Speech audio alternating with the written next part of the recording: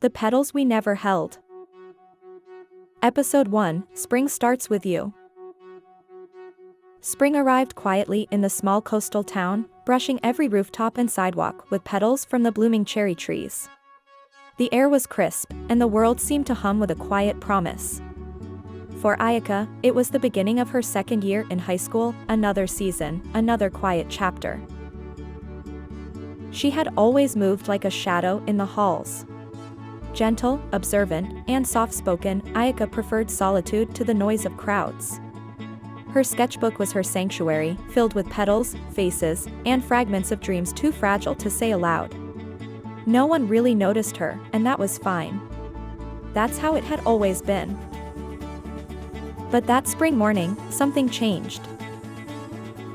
On her way to class, Ayaka walked beneath the sakura trees that lined the school's entrance. Petals rained down gently over her uniform and hair.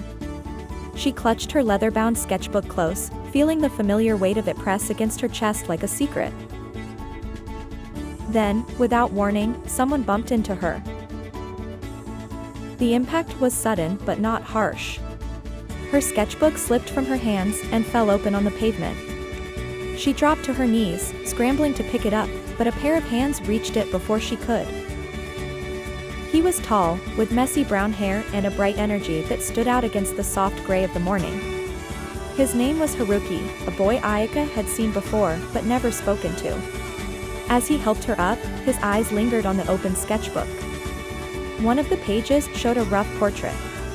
A boy's face. His face. For a moment, time seemed to hesitate. Ayaka wanted to disappear into the ground. But then Haruki just smiled, an easy, brilliant smile that made everything feel lighter, as if the world had just remembered how to breathe. That afternoon, Ayaka found herself sitting with him under the sakura trees during lunch. He talked easily, his voice full of warmth and laughter. She barely spoke, but she listened, really listened, as if each word was a note in a melody she hadn't heard in years. Somehow, without meaning to, he had broken through her silence. The sun glinted off his hair as he looked up at the falling petals, and Ayaka wondered if he even realized the kind of warmth he carried. Like the first touch of sunlight after a long winter. Like spring. After school, she walked home slower than usual, heart full of something unfamiliar. She glanced back once at the school gates and saw him still laughing with his friends. He didn't see her watching. But that was okay. That night, alone in her room, Ayaka opened her sketchbook again. She drew the cherry blossom tree from earlier, and beneath it, two figures, a boy with a careless smile, and a girl looking up at him from a distance. She didn't know what this was yet.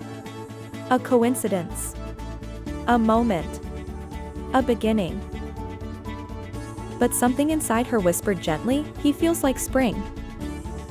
And maybe, just maybe, this year would be different.